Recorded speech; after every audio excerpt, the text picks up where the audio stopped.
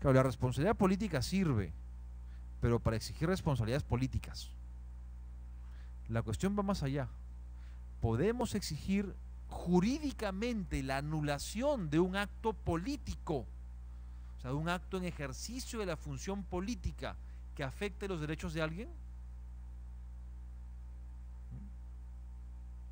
¿Qué sucede? Bueno, esto fue un caso, justo en este caso el ministro sucedió, aunque con el fiscal general del Estado en España. Se exigía que el fiscal general del Estado tuviera 15 años de ejercicio profesional y se nombró a alguien que no cumplía con los años. Esto fue impugnado. ¿Y qué fue lo que se dijo? ¿Qué dijo el gobierno? Esta es una decisión política, tú no puedes anulármela. ¿Qué dijeron los jueces? Yo no voy a juzgar si has nombrado bien o mal a tu fiscal. Si es bueno o malo, a lo mejor es buenísimo.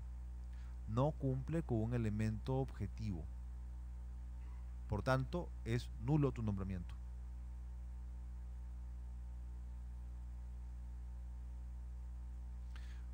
Otro caso, los papeles del CECIT, del Servicio de Inteligencia en España.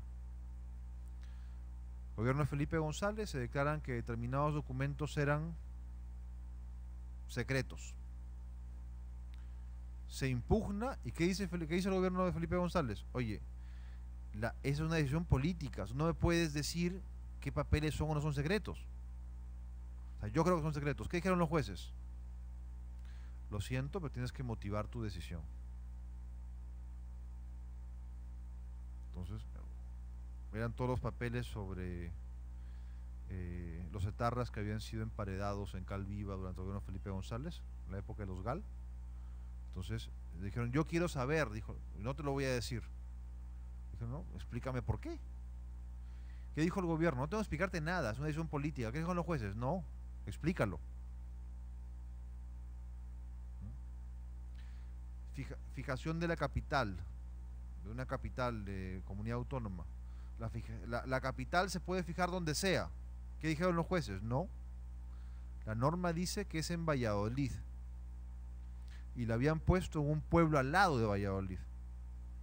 Estuvieron ahí un montón de años, por cierto. Hubo dos juicios. Uno en que Salamanca decía, quiero ser yo.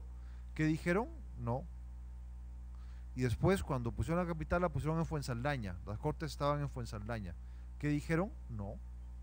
Es provincia de Valladolid. Pero no es Valladolid. Vete a Valladolid. Un montón de millones en llevarse el castillo de un lado al otro. O no el castillo, lo que estaba dentro. Acomodaron, pues estaba en quiebra. Acomodaron un castillo precioso para que sea en las cortes. Y cuando ya lo habían acomodado, lo mudaron porque el juez dijo que ahí no podía ser, con lo cual acomodaron otro castillo para las cortes. No, aquí hicieron un edificio, que era como un castillo. Entonces, todos son decisiones muy discrecionales. O sea, ¿qué es lo que dicen los jueces? Mira, yo no puedo entrar a valorar el contenido de tu decisión. Pero la parte jurídica, sí. ¿Cuál es la parte jurídica? Lo que dice nuestro tribunal. Que se cumplan con unos requisitos objetivos establecidos en las normas. ¿Quién puede ser ministro? Ciudadano peruano, nacido en el Perú. Si no es peruano, eso es ilegal. Si nombras como ministro a un payaso, responsabilidad política, porque ahí no hay nada jurídico de por medio. Se va de lengua el ministro. No sé si han visto una entrevista con el ministro argentino de Economía. Salía hoy en los periódicos. Entonces, en papelón del ministro de Economía. Entonces pensó que no lo estaban grabando y le pregunta por la inflación. Y dice, pues es que yo ya me quiero ir. O sea, ya me quiero ir, ya, o sea, no quiero hablarte, ya me quiero ir. No se entiende muy bien, pero lo vi muy rápido a la hora del almuerzo. Si es, ya me quiero ir de aquí de la entrevista, ya me quiero ir de ministro. ¿Ya? Entonces, que lo interpelen. Y que lo voten, claro, responsabilidad política evidente. Pero ahí no hay responsabilidad jurídica. Evidentemente, como acto de dirección que el ministro de Economía diga que se quiere ir, deje en entredicho la economía argentina, ¿no? Pues aquí todos nos vamos y que el último pague la luz. el ministro de Economía se quiere ir, ¿qué le queda a los mortales, no?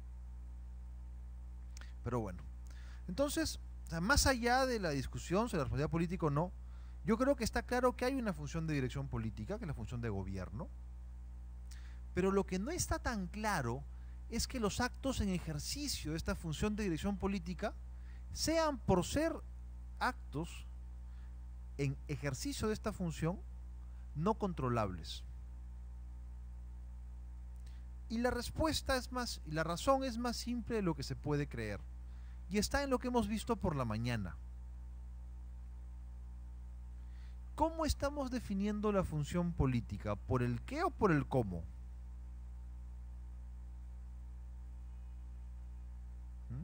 ¿Por el qué? ¿Qué cosa es la función de gobierno? Dirigir. Estamos definiéndola por el qué. Es una definición material. ¿Y el resto de las funciones del Estado cómo se definen? ¿Por el qué o por el cómo? Decíamos por la mañana, si están de acuerdo conmigo, que por el cómo.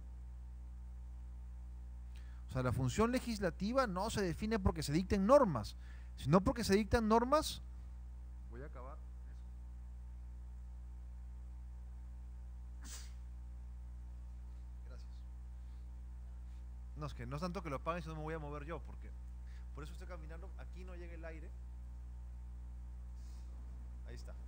Entonces, cambiemos la silla. No, porque si lo apagan van a acabar. Entonces, ¿se define por el qué o por el cómo? Hemos visto que las funciones, las demás funciones, la legislativa, la administrativa, la judicial, se definen más bien por el cómo que por el qué. O sea, ¿qué hace el poder legislativo? Dictar normas, ya hay también la administración. Lo típico es que dicta normas sometidas a la Constitución y que la administración dicta actos sometidos a control judicial. ¿Y la función de gobierno cómo se define? Se define porque hay un contenido de gobierno, un contenido de dirección. Lo que sucede es que esa función de gobierno se puede ejercer mediante actos legislativos, mediante actos administrativos o mediante actos que no sean jurídicos, y estos últimos no serán controlables. Ya que la función de gobierno la definimos materialmente, no podemos contraponerla, oponerla ni a la legislativa, ni a la judicial, ni a la administrativa, por una razón muy simple. Se utilizan criterios de definición diferentes.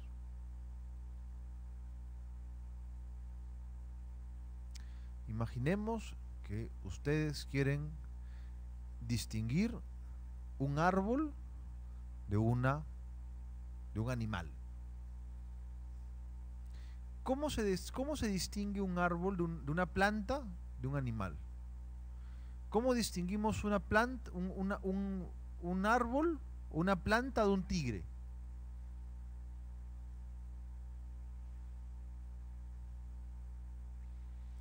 Diría Aristóteles que en el nivel del automovimiento, ¿no? Esto es, o sea, ¿perdón? ¿Desplazamiento? Sí.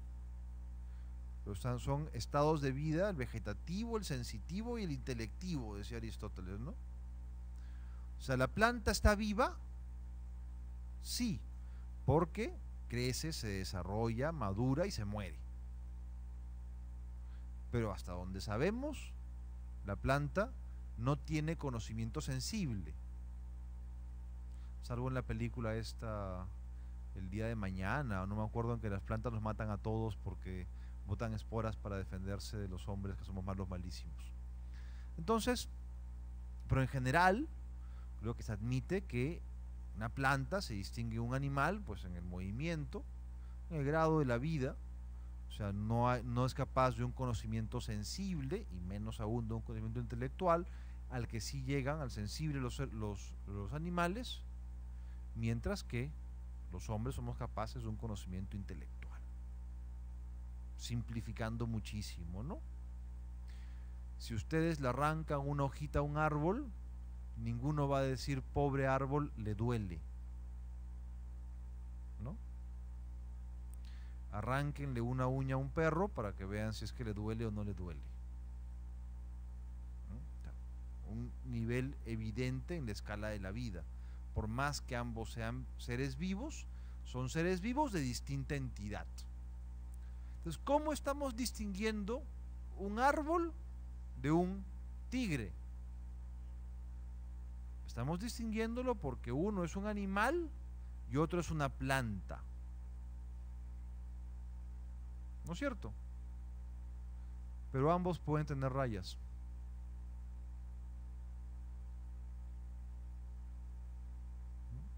O sea, no podemos, a lo mejor no tienen rayas ambos.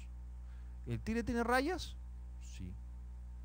¿El árbol las puede tener? Depende del árbol. Pero no podemos decir que como el tigre no tiene, que como el árbol no tiene rayas, no es un tigre. Porque el criterio de diferenciación no es tener rayas. Cuando definimos la función material de gobierno, decimos que es por dirigir.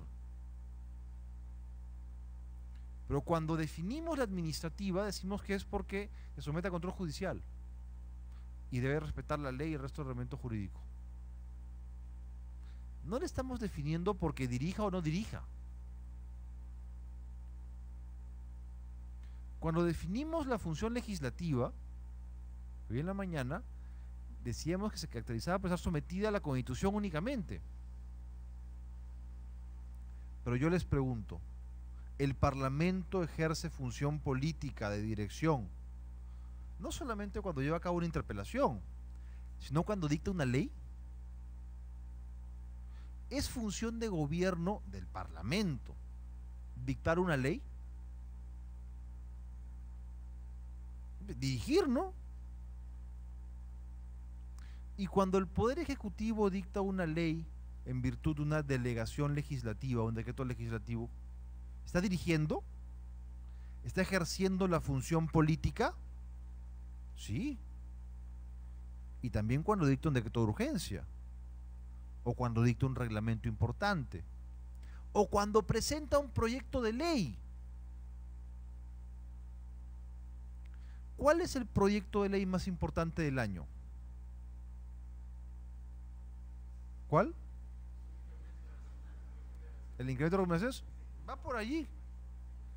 La ley de presupuesto. O sea, el proyecto más importante del año es el de presupuesto. ¿No se acuerdan toda esta discusión en Estados Unidos sobre el abismo fiscal, no abismo fiscal y demás? Tenía que ver con la aprobación de los presupuestos, indirectamente, ¿no? O sea, la norma más importante del año es la ley de presupuestos. Y por tanto, el acto más importante del año para el Ejecutivo es el proyecto de ley de presupuesto.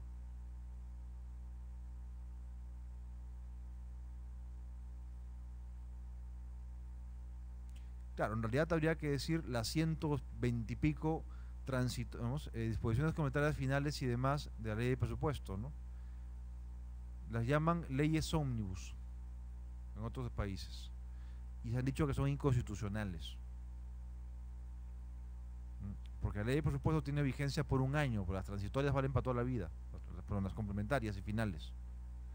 Entonces, aquellos que nos dedicamos al derecho administrativo tenemos la tortura anual de verificar qué dicen las cada vez más disposiciones finales, complementarias y etcétera de la ley de presupuesto, que pueden regular desde la pensión policial hasta el silencio administrativo, y a ver con qué nos salen.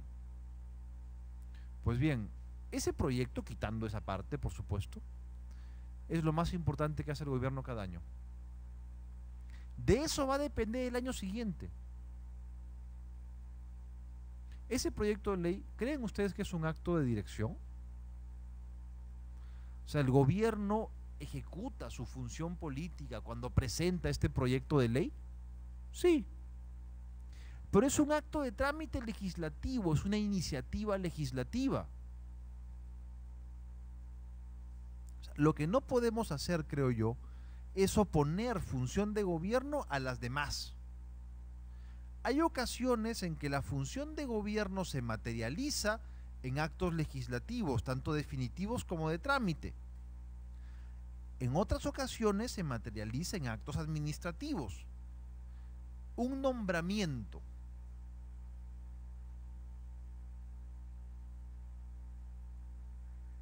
Importa nombrar primer ministro, por poner un ejemplo reciente, a Salomón Lerner o a, ¿cómo se llamó el que lo sucedió? Al ministro Valdés. ¿Es igual? ¿O al ministro Jiménez? ¿No se le ve el plumero al gobierno según a quién nombre?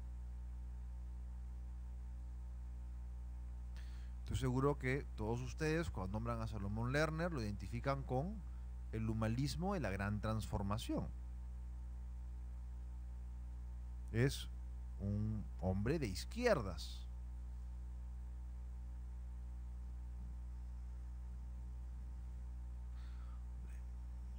Siempre es cuestionable cómo uno puede ser tan de izquierdas y tan rico, ¿no?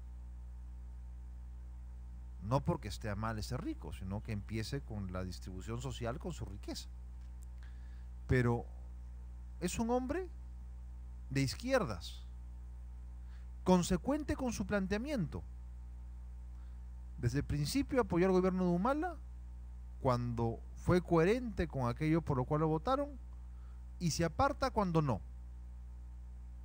Y ahora mismo tiene un partido, Ciudadanos por el Cambio, que es un partido que promueve políticas de izquierdas, más de izquierda que la que tenemos. ¿Es coherente? Sí. Si lo vuelven a nombrar primer ministro, imaginemos, ¿ustedes qué creen que pasaría? ¿Cuál es la señal que estaría dando el gobierno? O si nombran a alguien de su entorno.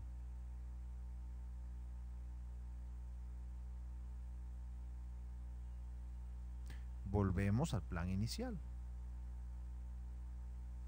¿Ese acto es un acto político? Es un nombramiento, y como nombramiento, ¿qué cosa es?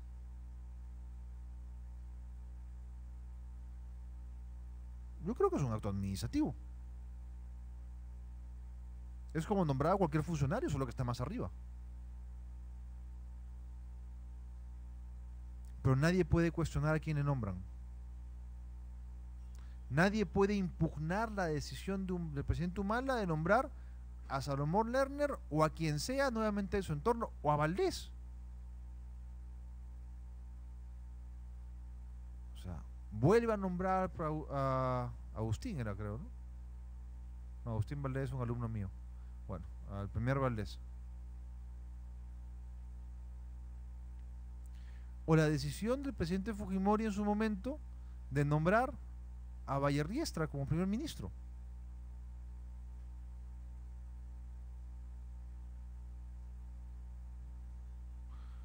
O de Toledo nombrar a Olivera. Podía gustar, podía no gustar, incuestionable en el fondo. En el caso de Olivera creo que no llegó a juramentar siquiera, ¿no? No estoy muy seguro qué fue lo que pasó, pero me acuerdo que duró 2 días como ministro. Pues bien, el fondo de la decisión es incuestionable. Les pregunto, ese nombramiento, ¿en qué se distingue el nombramiento de Perico Los Palotes como secretario general de un ministerio? ¿Se puede cuestionar a quién se nombra secretario general de un ministerio? ¿No es un cargo de confianza, libre designación?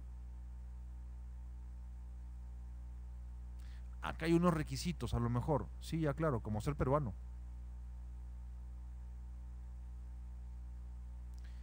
Cumplidos los requisitos, puedes nombrar a quien quieras. igualito para el ministro. ¿Perdón? Sí, de poder político, pero es que tan política es el momento el secretario general como la del primer ministro. Y no dejan de ser por eso mismo actos administrativos. ¿Por qué? Porque la función política, la función de gobierno, se ejerce siempre a través de actos jurídicos o no jurídicos. Y cuando son actos jurídicos serán actos de trámite o definitivos de alguna de las funciones restantes. Y serán impugnables o no impugnables dependiendo de distintas circunstancias. ¿Qué circunstancias?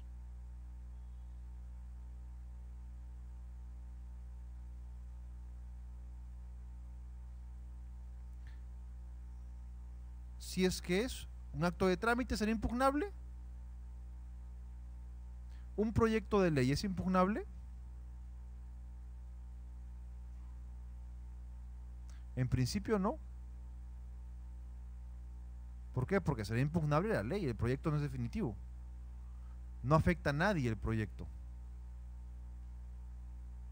Pero es inimpugnable porque es acto político, no es impugnable porque es de trámite.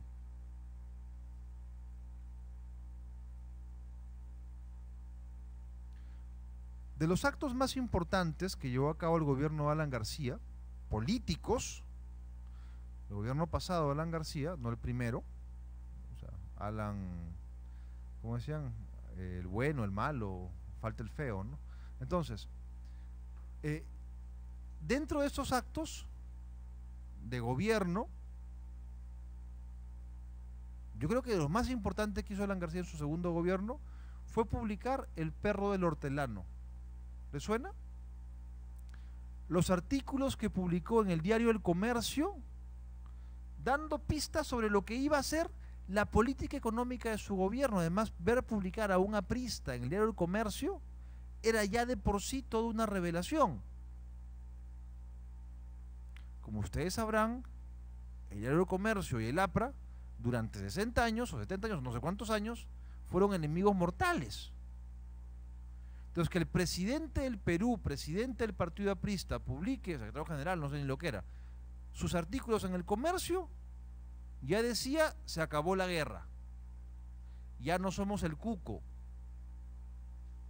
A mi abuela, cuando le mencionaban el APRA, estaba buscando al demonio. Porque para la gente de determinada generación, o sea, el APRA se identificaba pues con una política muy de izquierda, muy sectaria. Claro, para la gente de esa generación, ver a Alan García en El Comercio era el mundo se acaba pasado mañana. Y diciendo que vamos a buscar mayor inversión, vamos a buscar que el Estado se reduzca, vamos a dejar que el Estado se convierta en un problema para sus ciudadanos, y luego dijeron que había dicho que era ciudadano segunda y de primera, cosa que no recuerdo que haya dicho en los artículos. Vamos a fomentar las inversiones privadas en recursos naturales, o sea, vamos a impedir que el Estado ni coma ni deje comer. Pues bien, eso fue capital en el gobierno de García. Pudo no gustar, probablemente no fue para eso que lo eligieron. Volvemos a lo de la mañana, o sea, cuando Alan García es elegido en el año 2006, se presenta con un plan de gobierno que no es el que aplica. Era menos radical que el de Ollantumala, por supuesto, en ese momento, pero no era tan liberal como luego resultó, para bien o para mal del país.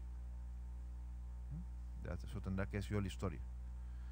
Pero lo que está claro es que esos artículos marcaron más la política que el discurso del 28 de julio. Pues bien, les pregunto, ¿esto es un acto político? O sea, ¿formaron parte de los actos de dirección política del gobierno de Alan García estas publicaciones en el diario El Comercio? Creo que sí, importantísimos. ¿Son impugnables? Porque no son actos jurídicos.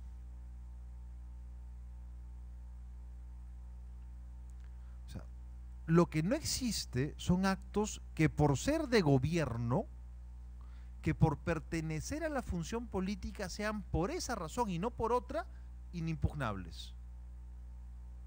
Hay actos no impugnables, sí, pero porque no son actos jurídicos. El discurso del 28 de julio del presidente de la República, ese discurso es el acto político más importante del año, después de la presentación del proyecto de presupuestos, claro. Solían ser entretenidos. Yo me acuerdo del primer gobierno de Alan García, todo el mundo esperaba el discurso del 28 de julio porque algo iba a pasar.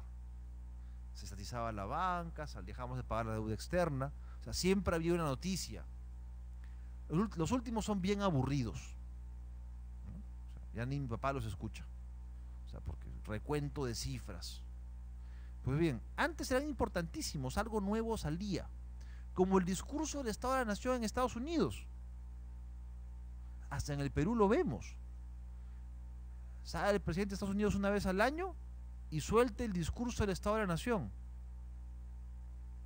Y se elige a un representante de la oposición para responderle. El último año fue Marcos Rubio, que era el gobernador de la Florida, como republicano, o alcalde, un republicano de la Florida, que se reían de él porque se puso el vaso muy abajo y para tomar el agua tenía que agacharse demasiado. Y luego se reía él mismo de su discurso, por supuesto. Pues bien, eso ha marcado el ciclo político, el agua de Rubio ha marcado el discurso político de Estados Unidos. Los temas importantes se tocaron allí. ¿A partir de cuándo es un acto jurídico? El presidente Obama dice, vamos a cambiar la ley de inmigración. Palmas. Ya saben por dónde van los tiros.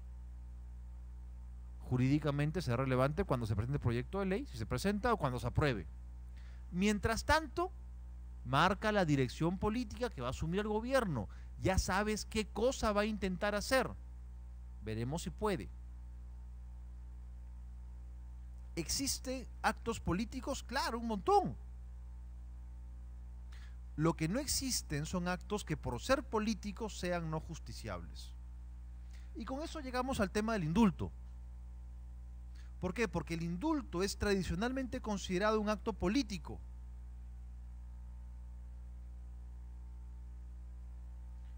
Pero no quiere decir que no pueda haber elementos reglados, lo dijo el Constitucional. La discrecionalidad política, la de más alto grado, implica únicamente el control de los elementos reglados. Y si es que se exigen elementos reglados, como para, por ejemplo, proceder a un indulto humanitario, hay que cumplirlos. Si no se cumple el procedimiento, ese acto será nulo. El Constitucional, sin embargo, en la sentencia en que se pronunció respecto de la, no sé ni cómo decirlo, dejada sin efecto, porque no se dijo qué cosa era, del indulto a Cruz y Yat, dijo, creo yo, que erróneamente, que el indulto no era un acto administrativo porque era un acto político. No se oponen ambas categorías. El indulto puede ser un acto administrativo siendo un acto político. ¿Qué significa ser un acto político? Es un acto de dirección, que es el acto pues más libérrimo de todos, con la mayor discrecionalidad. Eso no se opone a que sea un acto administrativo. Y ahí vino el error en el caso de Cruzillat, creo yo, por ejemplo. O sea, el gobierno no podía dejar sin efecto el indulto a Cruzillat. Porque no es que fuera cosa juzgada, como decía Vallarriestra, y que por eso mismo no fuera acto administrativo. Lo que sucedía es bien simple. ¿Por qué se deja sin efecto el indulto de Cruzillat? Porque lo ven en las playas del sur de Lima paseándose en Wong. Tengo un tío que está muy enfermo y que probablemente estuvo en Wong ese día. Porque el indulto humanitario no es porque te vayas a morir mañana, es porque no puedes recibir tratamiento en la cárcel. Si eres diabético, por ejemplo, te pueden indultar humanitariamente. Vas a tu hemodiálisis en el seguro una vez cada 2 días, te limpian la sangre y vas a tu casa. Y el día de en medio pareces un hombre más sano del mundo. Claro, pero cada 2 días te sacan toda la sangre y te ponen sangre de nuevo. ¿Un diabético con hemodiálisis puede estar preso? Sí, como 2 semanas. hasta que se muere, porque le va a dar algún tipo de infección, porque tiene que ser gente que esté en un ambiente muy sano, muy limpio. Claro, si ese diabético lo ves un día en la calle y se hace un hombre sano y anúlale el indulto. No te han indultado para que te mueras en casa, te han indultado para que no te mueras en la cárcel, que no es lo mismo. Pero ¿cuál era el problema en el indulto a Cruciat? Que lo que cuestionaba eran los informes médicos. Decían, los informes médicos son incorrectos porque no está tan grave como se dice. ¿Qué tendrían que haber hecho? Haber anulado el indulto, no haberlo revocado, porque dejarlo sin efecto implica revocación, y la revocación en Perú no cabe, salvo por motivos de legalidad que aquí no se daban, ilegalidad sobrevenida. Entonces tendrían que haber dicho qué cosa, creo yo. Los informes médicos estaban mal, se indultó en base a un informe médico que estaba mal, por tanto, ese indulto era inválido. Pero eso hubiera implicado tener que aceptar que era un acto administrativo, y el TC no estaba por la labor. Y el TC dijo, es un acto político. Y como acto político, hizo una pirueta para poder explicar por qué sí podía ser revocado, dejado sin efecto. Pero el problema está en que el TC dijo, no, como es acto político, no es administrativo, no se contraponen ambas categorías. Porque se puede llevar a cabo la función de dirección política a través de leyes o a través de actos administrativos. Lo importante es entender bien lo que significa la discrecionalidad. Un acto es discrecional cuando es perfectamente posible para la administración elegir las propias razones de su decisión. Cuando la norma no le dice qué criterios tiene que seguir. Y eso pasa en los actos políticos de la máxima discrecionalidad. ¿Qué se controla en esos casos? Los elementos reglados. Será muy difícil determinar si el acto es o no es arbitrario. ¿Por qué? Porque no hay parámetro de control. ¿Cómo sabemos si es que estuvo mal el nombramiento de un ministro? No sabemos, no podemos juzgarlo. ¿Cómo sabemos si estuvo mal un indulto? No sabemos.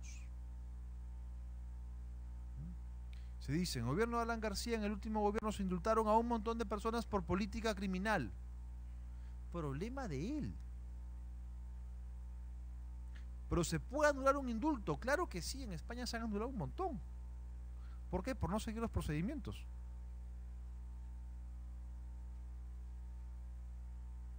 De ahí vamos a otra discusión si quieren. ¿Puede ser indultado Fujimori?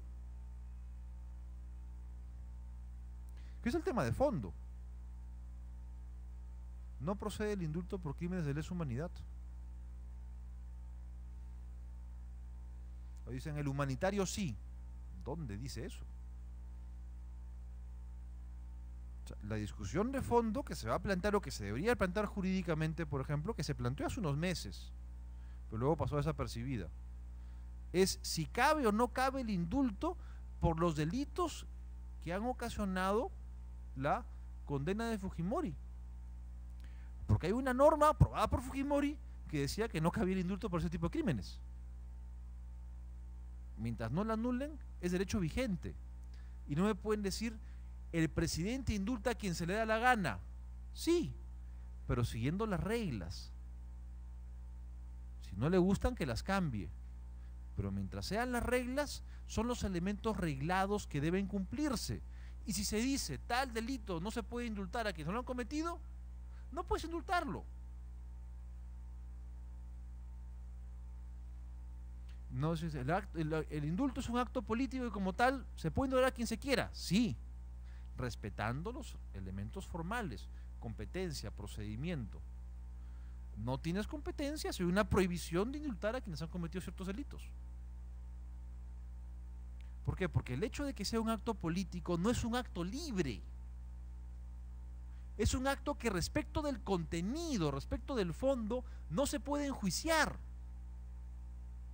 Pero si hay elementos reglados, establecidos en la Constitución o en las leyes, tienen que ser respetados, no pueden ser desconocidos. Como les decía yo que había escuchado hace unas semanas en una radio, se puede indultar a quien quiera porque la Constitución no pone límites. Oye, ya claro, no pone límites, pero no todo está en la Constitución. Si no tengamos una Constitución equivalente a todo el SPIJ.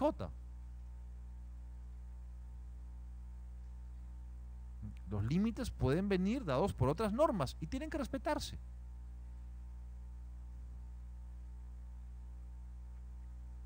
Ya se discutirá de esto cuando tenga que discutirse, por supuesto.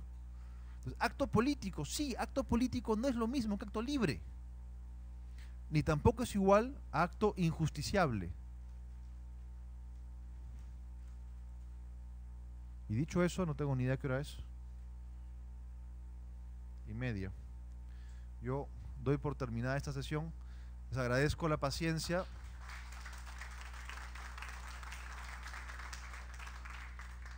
Perdónenme las barbaridades que seguramente he dicho. Quienes me escuchen por el video tengan la misma paciencia. Nada, gracias.